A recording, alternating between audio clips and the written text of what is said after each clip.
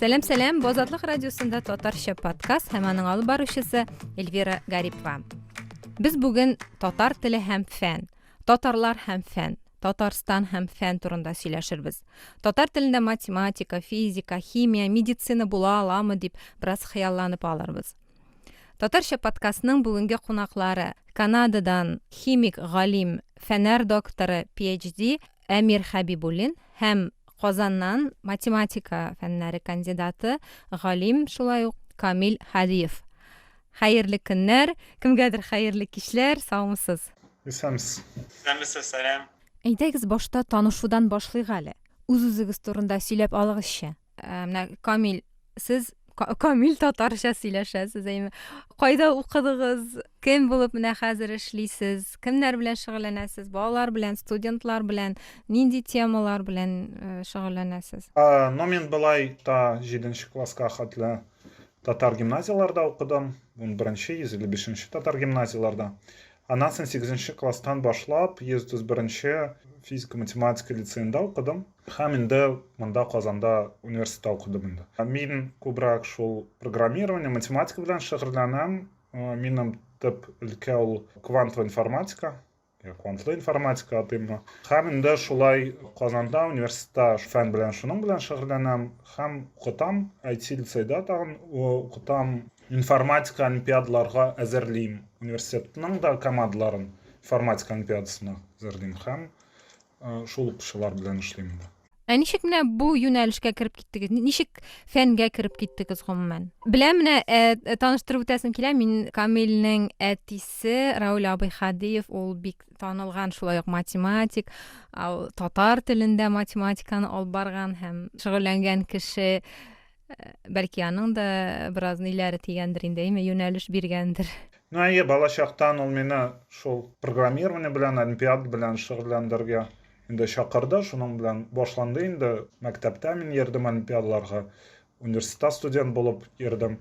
Аннан соң, үземә менә шул юнәлеш, мәсьәләләр шишу бик ошаган иде. Һәм әкренләп шул фәнгә кереп киттем. Берничә ел мин, 9 елдар программист булып эшләдем дә. Ләкин бераздан аңладым, менә ул компанияларда эшләү миңа кызык түгел дип, күбрәк менә шул фән белән шөгыльләнү, күбрәк университетта укыту шулай шул кызыграк дип. Менә программирование юлыннан китсәгез, ниндидер зур ширкәтләрдә эшләсәгез, акчасы күбрәк булыр иде дип уйламадыгызмы? Акчасы чыннан да күбрәк. Ләкин, менә миңа үземә күбрәк, җаныма, күңелемә күбрәк фәнгә кергән ошаган. Кызыгы юкмы дисең, Камил? Кызыгы юк, әйе. Чөнки фәндә уйлап чыгарасың ниндидер яңа берне. Монда, әйе, ул бер яктан яңа бер ясарга, ләкин бик күп әйбер шул кабатлап, кабат ясарга туры килә. 80% вакыт шул кабат бер әйберне ясыйсың, белгән әйберне. 20% кына уйлап чыгарга туры килә. Фәндә киресенчә, миндә инде шулай киреп чыга, 80% уйлыйсың, 20% эшлисең. Әмир, сез ничек химия юлыннан киттегез? Мин Камил белән килешәм. Минемчә, кызыксындыру ул иң мөһим әйбер. Гомумән эштә һәм мин ничектер менә мәктәптән бирле химия белән, гомумән табигать белән кызыксына идем. Бәлки минем әнием химия укытучы булгангадыр, кем белгәндер. Әнием мәктәптә химия укытучы булып эшли, һаман да эшли ул.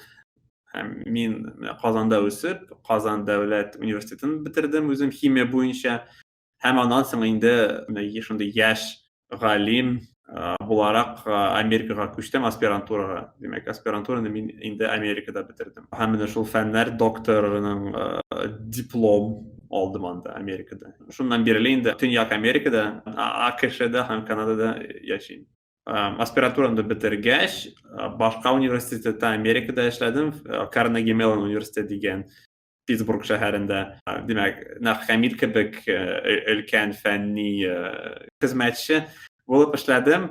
Аннан соң Канадага күчтем шул ук эшкә, университет Торонто шәһәренең университетына, анда да эшләдем, менә научный сотрудник булып. Аннан соң мин бөтенләй академиядан, университетлардан киттем. Хәзер мин менә коммерческий компанияда эшлим. химик булып. Һәм чынлап та монда кызык әйберләр әзрәк академиягә караганда, университетларга караганда, безнең иң мөһим максатыбыз ул коммерческий продуктларны ясау, ләкин барыбер моңа карамастан миңа һаман да кызык, чөнки безнең уйлап табып әйберләр бар әле монда эштә. Демәк, һаман әле минем эшемнең яртысы, эш вакытымның яртысыдыр ул менә төрле яңа әйберләрне уйлап табып чыгу. Оргсинтезда эшләү нәйе перспективасы сезне куркытты инде һәм сез Канадага яки Америка ягына киттерә булдыгыз. Шулай да әйтеп дә була, минемчә оргсинтезда менә яңа әйберләр ясау, менә шундый фәнни үсеш ничектер кимегә дип әйтеп була, иң шундый йомшак сүзләрне кулланып.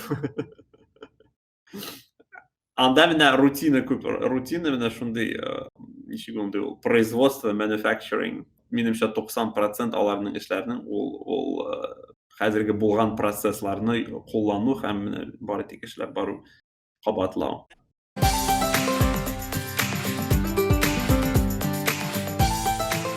Азатлык радиосы, Татарча подкаст. Сез Амир кайда татар телен өйрәндегез? Өйдә әти-әниләр белән һәм мин беренче 3 сыйныф, беренче, икенче, өченче сыйныф татар мәктәбендә укыдым. Мәктәбендә хәтта 5нче һәм 6нчы сыйныфта мин татар мәктәбендә укыдым. Аннан соң мин татар-төрек лицейына кердем укырга. Анда 2 ел гына укыдым һәм аннан соң киттем урыс мәктәбенә.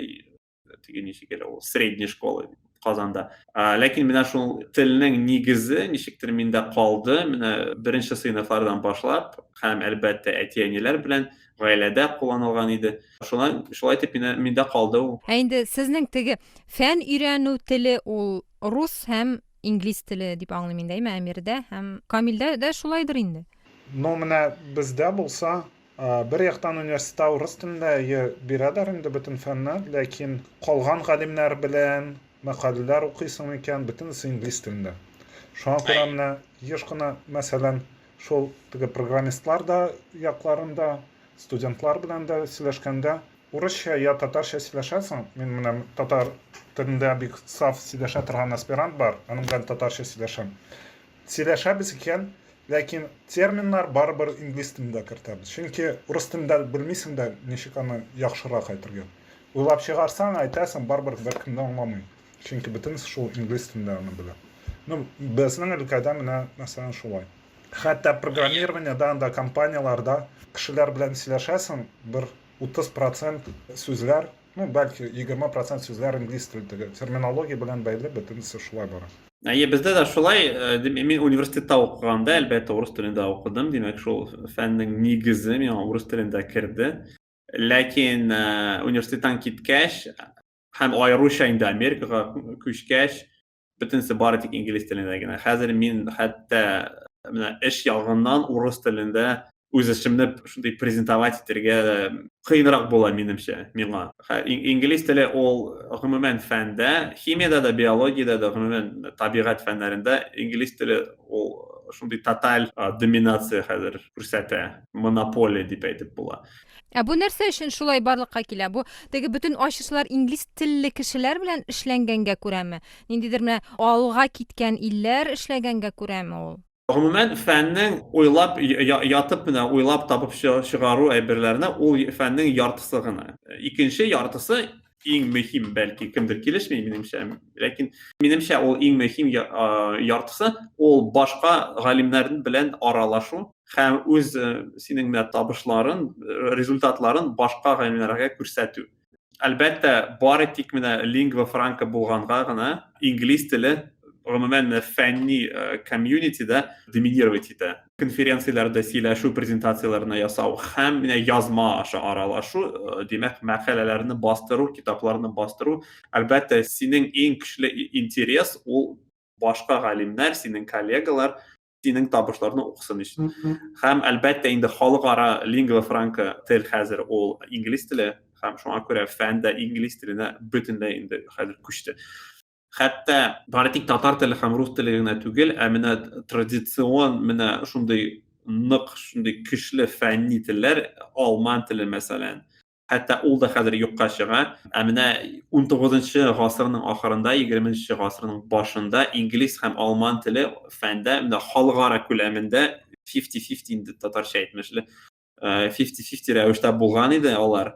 Димәк, ниндидер конференциялар, мәсәлән, квантовая физикада бөтен конференциялар хәтта алман телендә алып баралар иде.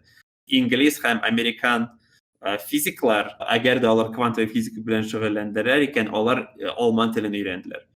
Менә шундый вакытлар булган иде 20-нче гасырның башында, ләкин ул да хәзер юкка чыкты. Хәзер хәтта Германиядә укыган аспирантлар диссертацияләрен инглиз телендә бастыралар, һәм мәкаләләрне инглиз телендә бастыралар, китапларны инглиз телендә язалар. Димәк, хәзер инглиз теле минемчә 99% менә дөнья күләмендә фәнне инглиз телен ала 99%. Әле мин уйлап утырадыр идем, татар телендә берәр медик анда, белмим, яман шишне дәвалау турында берәр инде нык яхшы тикшерү эшләп һәм дару уйлап табыр да бөтен дөнья татар телен өйрәнә башлар шушы даруны белер өчен, шуны дару турында күбрәк белер өчен дип. Чынлыкта Әгәр дә без шул даруны чынлап та кызыксынам икән, чынлап та безгә шул дару кирәк булса, бу татар галим бу дару турында мәкаләне инглиз телендә бастыра һәм аны иртәгә бөтен гәҗитләр менә бөтен телевидение аның турында белә. Татар телендә аның турында язсаң, шулай ул татар телендә берничә кеше генә аның турында белеп кала инде. Шундый безнең реалия. Ләкин ул менә бары тик татар теленең реалия гына түгел, мин әйткәнемчә, ул хәтта шундый көчле телләрнең Кытай һәм алман телләрендә дә хас, андый хәзер хәл. Әлбәттә, менә шундый кечерәк телләре, татар яисә Авропаларның кичкенә телләре, эстон, Латвия, латыш теле, аларына да шундый хәл бар. Хәтта менә әйткәнемчә, анда да эшләгән университетлар, студентлар үз мәкаләләрен инглиз телендә бастыралар, хәтта диссертацияларын инглиз телендә язалар хәзер. Мәсәлән, Алманиядә, Италиядә. Минемчә, ул начар бер түгел, чөнки аралашуның җиңеллеге иң мөһим бер фәндә гомумән. Димәк, иң мөһим максат ул аралашуны уңайлаштыру ничектер. Без инде әйтәбез, сөйләшәбез профессиональ фән турында. Менә профессиональ галимнәр алар шулай эшләр. Менә укыту фәнне, мәсәлән, студентларны укыту нинди телдә, ул инде башка сорау, башка бер әйбер. Яисә менә фәннең популяризация. Димәк, шундый кичкенә генә entertainment ничектер, развлекательный роликлар, фән турында, ниндидер вакыйгалар турында, табигать турында, тарих турында, алар әлбәттә бөтен локаль телләрдә дә аларын ясап була, минемчә. Бу Азатлык радиосында татарча подкаст һәм без галимнәр Камил Хадиев һәм Әмир Хәбибуллин белән татар фәне, гомумән фән үсеше турында сөйләшәбез. Милли университет темасын күтәрмәкче идем. Менә әле тыңлап утырдым да, Әмир, сез нәйме уйлап куйдым. Бу милли университетның булай булганда кирәге дә юк кебек. Нәрсәгә безгә физиканы татар телендә укып утырырга, бүгенге көндә математиканы татар телендә укып утырырга дигән фикер килә. Бу бүгенге безнең шартларны күргәннән соң. Ничек уйлыйсыз, менә Камил, сез яки Әмир, кем булса да? Менә мин тулысынча риза Әмир белән теге фәндә шул аралашуда инглиз теле. Менә хәтта Россиядә, мәсәлән, шул кандидатские эшләрен, докторские эшләрен без әле урыс телендә язабыз. Менә шул менә Алманияларда, мәсәлән, Швейцариядә да көчле университетлар булса да алман телендә өйрәнәләр. Алар шул инглиз телендә үзләренең докторскийларны ясыйлар. Ләкин шул ук вакытта фәндә менә урыс телендә язасың икән ниндидер мәкалә. Аны, беркем дә укымый дип әйтеп була. Чөнки, мондагы кешеләр укыйлар да, яра булды. Менә икенче төрле көчле теге фән мәктәпләре беркем дә укый алмый. Син аңлыйсың бу әйберләрне һәм инде сиңа барбер нинди телдә әйтергә. Бөтенсә аңлашыла икән инглиз телендә, шул җиңелрәк ансың әйтергә. Ләкин бала чакта кешегә үз телендә, шул ана телендә өйрәнүе барбер җиңелрәк. Чөнки кеше бит өйрәнгән чакта ул менә ниндидер термин бар, ул аңламый аны ниндидер абстрактный сүз белән дип. Башта аңларга кирәк шул кул белән нәрсә икән ул. Аннан да аның абстракция бара. Менә ул кул белән аңламаса, ул менә бу стәл икән, теге ниндидер абстракт table сүзе түгел, істәл икән анда. Су икән. Аңламаса, шул чакта инде аның теге интуиция кебек әйбер булмас һәм үзең нәрсәдер яңа уйлап чыгара алмый аңлап бетермәсә. Ну, минем уем шундый инде. Менә 90-нчы еллар башында Казан архитектура һәм төзелеш университетында татар телендә укытуны башлап җибәрүгә зур өлеш керткән. Аның башында торган галим Рәшит Шакирҗанов бер вакытны безгә интервью биргән иде һәм ул анда нәрсә диде. Татарчада, русчада лекциялар укысам да, миңа татарча укыту күпкә җиңелрәк. Чөнки татар теленең бик әһәмиятле бер үзенчәлеге бар. Ул фәнни фикерләүгә корылган. Мантык ягыннан көчле. Анда фикерне эзлекле рәвештә биреп, аңлатып һәм раслап була. Шуңа күрә мантыкка һәм эзлекле фикер итүгә нигезләнгән математиканы һәм төрле техник фәннәрне татар телендә аңлату уңайлырак ди. Һәм менә ул сөйли, авыл җирләреннән балалар килгән университетка, шул архитектура һәм төзелеш университетына, һәм алар менә шушы хәтта сопроматны һәм башка авыр фәннәрне алар татар телендә бик яхшы үзләштерә торган булган һәм бөтен олимпиадаларда, ниндидер бәйгеләрдә гел җиңә торган булган. Кызганычка каршы, менә хәзер бу соңгы курслары быел чыга ахыраларның, башка бу университетта татар төркемнәре юк, чөнки бердәм дәүләт имтиханын татар телендә биреп булмый, урыс телендә генә бирергә кирәк. Шуңа күрә инде ата-аналар да балаларын бик бирәселәре килми инде татар төркемнәренә. Шулай итеп, бу элек КАИда бар иде татар төркемнәре, Казан авиация институтында, университетында, менә шушы КХТИда бар иде белемчә, һәм менә бу архитектура төзелеш университетында бар иде. Былтырдан башлап анда бер бала да татар нинә кермәгән, татар төркемнәренә кермәгән. Ләкин менә КФУда соңгы берничә ел дәүләт заказы белән математика, физика, биология фәннәрен татарча укытыла башлады дип беләм, һәм алар инде укытучылар булачак. Ягъни мәктәпләрдә биологияны татарча укыта алган кешеләр булып чыгачак инде. Белмим, никадәр бу уңышлы булыр һәм никадәр моңа ихтыяҗ булыр. Камил, сез белсәгез инде, сез шул тирәдә гомумән менә укытучылар кирәклеге, татар телендә математиканы укыту кирәклеге, ихтыяҗы бармы бездә?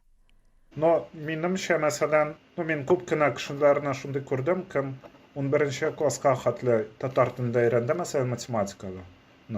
Һәм аңа университетта бик катлаулы булды беренче елларда. Ул акыллы күренә акыллы, ләкин ул шул икенче терминология белән аңлата алмый. Менә шундый кешеләргә инде ул җиңелрәк булыр иде татар телендә укытылса. Менә 11 ел буе математиканы урыс телендә укыса, аңа татар теле университетта кирәкмәде дип уйлыйм. Ягъни монда ниндидер бер сайлау мөмкинлеге булса, татар мәктәбен бетергән кеше татар университетына барып керә ала икән, шул ук авиация төзелешен яки анда химияны киләчәктә дә ул татар телендә өйрәнә ала икән, миңа калса зур мөмкинлек булыр иде татар телле балаларга һәм татар телен.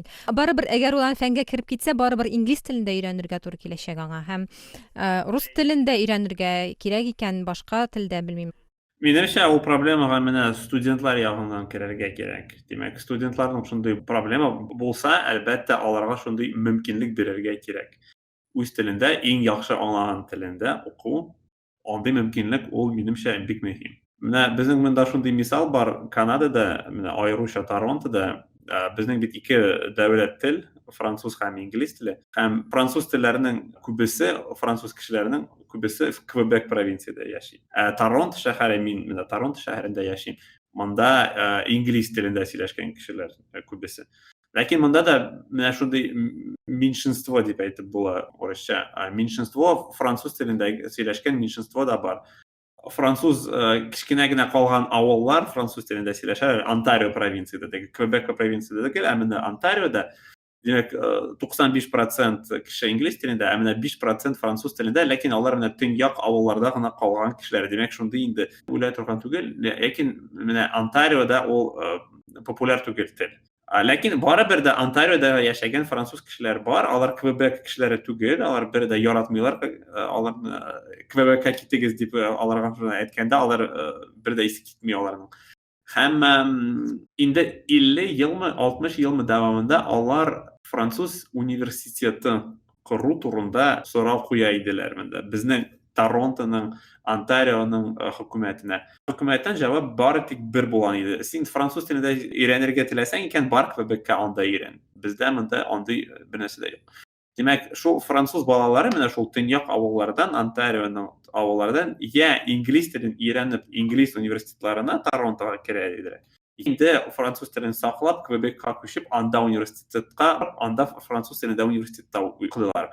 Һәм менә ниһаять 2020 елда безнең хөкүмәт, Онтарио хөкүмәте шул университеты Торонтода. Димәк, алар ясадылар һәм чакырдылар беренче шул набор студентларның, димәк. Чөнки бу балалары, аның ихтыяҗы, аларның шул проблемасы 50, ләкин хәзерге француз балалар Онтариода я Квебекка күчәләр университет өчен, я инглиз телен өйрәнеп, инглиз университетларында укыйлар. Димәк, менә андый әберләрнең бик соң ясамый. Бюджеттан инде акча буш тора, чөнки беркем дә килмәде анда. Чөнки аның гомумән инде кирәге юк. Соң әйбернең файдасы юк инде аның. Менә шундый проблема. Димәк, кеше барып Квебекка күчергә француз телендә, инглиз телен өйрәнеп, аларның күбесе әлбәттә, күбесе инглиз телен өйрәнәләр дә бик яхшы итеп. Һәм башка инглиз студентлары кебек кереп укыйлар. Менә минемчә ул берничә параллель уздырып була монда татар теле белән. Мин уздырып куйдым. Әйе, менә димәк, шундый әлберләрне бик соң ясагач, соңга калсаң инде Ясап та торасы юк дисеңме?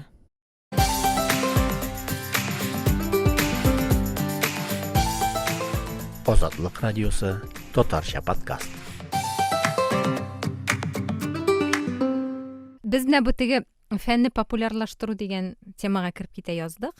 Һәкүнә кирип китеп карыйк әле. Бездә Татарстанда бик шәп шундый гыйлем проекты бар име, алар төрле авыр әйберләрне җиңелчә генә итеп аңлатырга тырышып мәкаләләр яза. Ләкин менә мин сезгә тагын бер интервьюдан үзек укып үтәм. Лейла Миңнуллинаны бәлки беләсездер, ул биолог, микробиолог дип атарга була инде. Һәм ул татар телендә медицина микробиологиясы дигән дәреслек язган иде. Үз теләге белән, үз ние белән инде шундый энтузиазм белән язган иде. Һәм менә ул нәрсә ди? Кызганыч, татар телендәге фәнни әдәбиятка ихтыяҗ зур түгел. Шул ук дәреслекне генә алыйк. Бу хезмәт буенча да кызыксынучылар ташкын булды дип әйтә алмыйм. Телне әдәби китаплар бастырып кына саклап калып булмый. Татар телен үстерү төрле яктан барырга тиеш. Фәннәрне дә балаларга үз телебездә җиткерсәк яхшырак булыр иде. Сүз дәреслекләр турында гына түгел, фәнни популяр китаплар турында да бара. Рус, инглиз телләрендә физика, математика, география һәм башкаларга багышланган фәнни популяр китаплар бик күп бит. Нишләп әле үз ана телебездә фәнгә нисбәтле шул ук вакытта гади һәм кызыклы итеп язылган басмалар булмаска тиеш ди. Камил, бармы бездә менә шундый математиканы бик кызык иттереп бирелгән, гыйлем проектыннан тыш ниндидер китаплар, ниндидер, белмим, лекциялар татар телендә? Бәлки сезгә үзегезгә эшләп карарга кирәктер аны. Дөрестән әйткәндә, мин бик белмим. Менә бу керер идеме безнең менә бездәге балаларга менә шушы әйбер? Хәзер мәсәлән мин әз генә дәресләрне бирәм татар телендә математика буенча. Һәм берничә кеше балага ул кызык. Берничә бала шуңа кушыла. Балалар гаиләдә татарча сөйләшәләр икән, аларга шул тел якын икән, шул чакта керер иде. Аларга җиңелрәк. Юк икән, урысча сөйләшәләр икән. Ниндидер икенче телдә сөйләшәләр. Шуларга җиңелрәк. Ләкин миңа калса ул җәлеп итәргә бик кызык булыр иде менә татарларны фәнгә җәлеп итүнең бер мөмкинлеге дип әйтимме инде, бер ысулы дип әйтимме. Менә хәзер мин үзем дә бик яратам рус телендә ниндидер лекциялар карарга, шушы микробиология турында. Хәзер инде бигрәк тә пандемия чоры булгач, вируслар турында, бөтен шундый вакциналарның ничек эшләүе турында. Менә Ася Казанцева дигән хатын-кыз бар, мин аны яратам. Мин дә аның китапларын бик яратам. Менә шундый татарда да шундый кешеләр ихтыяҗы миңа калса бар. Мин менә укып барыр идем. Бүген берәрсе вирус турында сөйләсә, берәрсе миңа бүген вакцина турында аңлатса. Никадәр менә шуны башкарып була, энтузиастлар юкмы бездә? Менә ничек татар телендә юк? Ничек менә Әмир, сез химия турында, химиядан бер нәрсә язмыйсыз? Яки алар махсус кешеләр булырга тиешме андый кешеләр? андый сорау да юк бит минемчә хәзер менә татар балалары арасында. Аларның күбесе урыс телен беләләр һәм алар шул популяр фән видеоларны һәм китапларны да урыс телендә дә карап һәм укып алалар. Минемчә ул бары тик менә татар теленең проблемасы гына түгел, мин әйткәнемчә, менә Европаның кичкенә милләтләргә дә, башка милләтләргә дә карарга кирәк. Мәсәлән, менә Эстониядә, Латвиядә, Литвада, анда да ул бит татар халыгына караганда да менә хәтта әзрәк кеше менә эстон телендә сөйләшә мәсәлән. Аларның бар, мин менә беләм берничә Мин Антустамандан килгән, шуңа күрә беләм. Аларның бар менә шундый ресурслар үз ана телендә, ләкин ул мәктәп нигезендә дип бирелә. Димәк, менә школьный программа турында гына ул. Менә профессиональ ягына барганда ул бөтен инде инглиз теленә күчә. Менә балалар өчен, мәсәлән, минем кызым хәзер монда Торонтода, ул математиканы әлбәттә мәктәптә өйрәнә, ләкин бездә татар телендә бар бер китап һәм анда математик татар телендә укытыла. Ул шундый популяр дип ясалган рәсемнәр белән, кызык рәсемнәр белән, димәк, ул мәктәп учебник түгел ул. Ул менә шундый менә науч популяр, ләкин менә 5, 6, 7 еллык балалар өчен. Менә шундый менә дәрәҗәдә материаллар бар, хәтта әз дә, ләкин бар берничә. Һәм минемчә аның авыда бар, спрос дигән әйбер. Димәк, күп кенә әти-әниләр, аеруча татар эмигрантлар, менә чит илләрдә яшәгән татар гаиләләр, алар үз балалар өчен шундый китапларны сатып алалар, математика өчен түгел, тел өчен. Әйткәнемчә, әлбәттә минем кызым, мәсәлән, математиканы инглиз телендә мәктәптә укый, ләкин менә шул китапка карап, ул татар телендә математика берниндидер нигезләрен өйрәнә. Һәм минемчә, ул әйбер һәм аның спрос та бар, һәм хәтта бу шундый спроска җавап та бар. Димәк, берничә китап, берничә шундый гыйлем ресурслары бар минемчә. Әлбәттә, күбрәк булса, мин бары тик шат булыр идем. Әлбәттә проекты бар, әйткәндәй. Әлбәттә, мин карадым аларның видеоларын, миңа үземә бик ошады. Бик ошады, алар туктаттылар ничектер проектны. Инде хәзер иткәнем юк, күптән инде аларның турында, яңа видеолар турында. Ләкин менә беренче 2 сезоннардан чыкты, мин аларның бөтен видеосын карадым, рәхәтләнеп, бик кызык иде. Хәтта менә өлкәннәргә миңа да кызык иде карарга. Менә өлкәннәргә дә кирәк инде ул, нишләп кирәкмәсен? Кирәк, мин бит әйтмим кирәк юк икән. Кирәк, ләкин бөтенсенә түгел. Һәм ул шул теге йомырка белән тавык сорауына әверелә, димәк. Һәм тагын бер әйбер бар әйме, урыс телендә яки инглиз телендә алар аны ничектер акчалаштыралар. Ягъни алар аның өчен акча алалар, лекциялар өчен, китаплар өчен. Бездә ул һаман шул энтузиастларга гына терәлеп кала. Яки моны дәүләт үз кулына алып ниндидер грантлар белән эшләй алаймы? Яки белмим ничектер аны маркетингын оештырыргамы, белмим ничектер. Менә мәсәлән, бездә тел комиссиясе эшли, татар теле комиссиясе яңа барлыкка килде, ул Татарстан президенты каршында. Һәм анда барбер күбрәк акча шул әдәбият, мәдәният, ниндидер бәйрәм чараларына бүленгән индеме. Менә анда әйттеләр әле, белмим дөресме, юкмы, чыгармы, чыкмасмы, татар телендә астрономик атлас чыгарга җыйналар. Менә нәкъ шушы грант, шушы тел комиссиясе аша. Бәлки менә шушы комиссия һәм башка шундый дәүләт бәйгеләре оештырып, дәүләт конкурслары һәм грантлары булдырып эшләргәдер. Камил, ничек уйлыйсыз? Дөрестән әйткәндә, белмим ничек анда коммерциялаштырырга, чөнки барбер бөтенсенә ашысы килә. Мин менә үзем язсам, мин белмим ничек аны акча алып, шул кулланган вакытын ясарга, мәсәлән. Дөрестән әйткәндә, бик уйламадым да шуның турында. Менә шуңа күрә ниндидер шундый грантлар булса, минемчә кеше табылыр кем яза. Чөнки ул шундый ниндидер уникаль контент булса, мәсәлән, татар телендә булса ул китап, урыс телендә юк. Шул чакта аны кешеләр сатып алалар минемчә. Менә урыс телендә дә булса, татар телендә дә булса, шул укучыларга бәлки ул кызык булмас та татар телендә алырга. Чөнки урыс теленә мәктәптә урыс тел белән укыса, шуны да укый ул. Җиңелрәк аңа. Бик авыр. Мәсәлә бу башка телдә булмыйча татар телендә генә булу дигән әйбер. Шул белмим. Бәлки ул просто теге бирүз рәвеше. Ул барбер бөтенсе теге кояш турында бөтенсе белә, инглиз телендә дә, урыс телендә дә, француз телендә кояш турында бөтенсе белә. Менә матур ясасаң, матур итеп язсаң аның турында, шул чакта балага кызык. Аңа бит балага нәрсә кызык? Кызык рәвештә язылган булса, шул ук информация бөтен җирдә булса да, кызык рәвештә матур булса, шул чакта инде ул ала аны.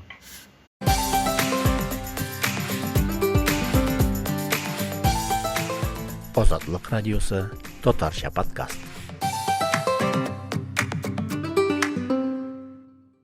Әмир, нәрсә дип әйтер идегез бүгенге көндә фән юлыннан, төгәл фәннәр яки анда табигать фәннәре юлыннан китәм дигән студентка, балага нәрсәләрне өйрәнсеннәр?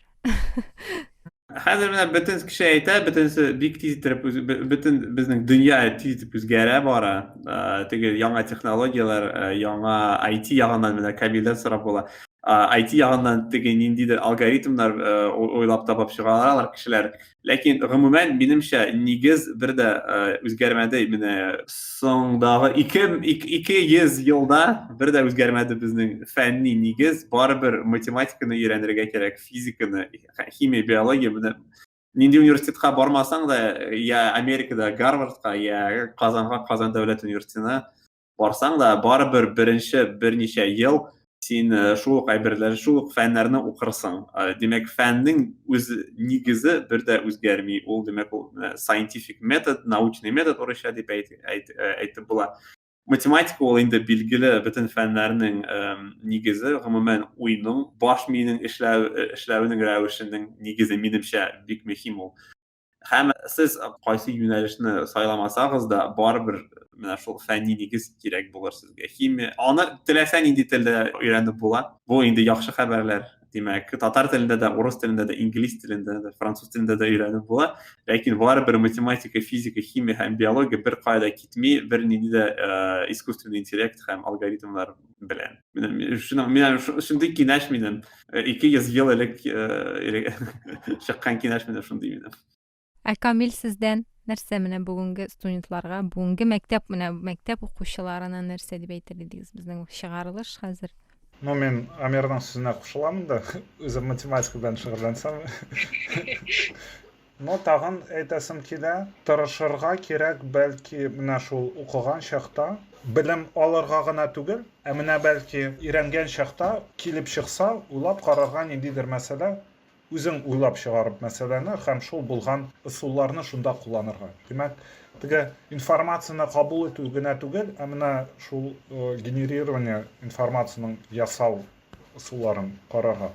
Кай вакыт ул олимпиадаларда да табып була, кай вакыт конференцияларда табып була. Ләкин менә шул кабул итеп кенә түгел, нәрсәдер әз генә, кечкенә генә кешеләргә ул теге фәнгә билгеле булса да, үзеңә яңа әйбер сизсәң, шул чакта менә шундый адымнарны ясап карарга. Минемчә ул теге файдалы, инде киләчәктә шул фәндә бик күп җирләрдә кулланып була. Теге үзең ясый аласың икән. Теге кеше әйткән әйберне ясап түгел, ясап кына, үзең нәрсәдер уйлап чыгара аласың икән. Менә шундый русча әйткәндә навык ул Skill дип әйтәләр. Татарларда skill шундый бар әйе. Булса, ул менә мәктәптән дә эшләп карарга була инде. Зур рәхмәт сезгә, егетләр. Шундый кызыклы, фәһемле сөйләшү булды. Алдагы эшләрегездә уңышлар, югары үрләр, тагын нәрсәләр анда фән кешеләренә телиләр. Күбрәк мәкаләләр бастырам.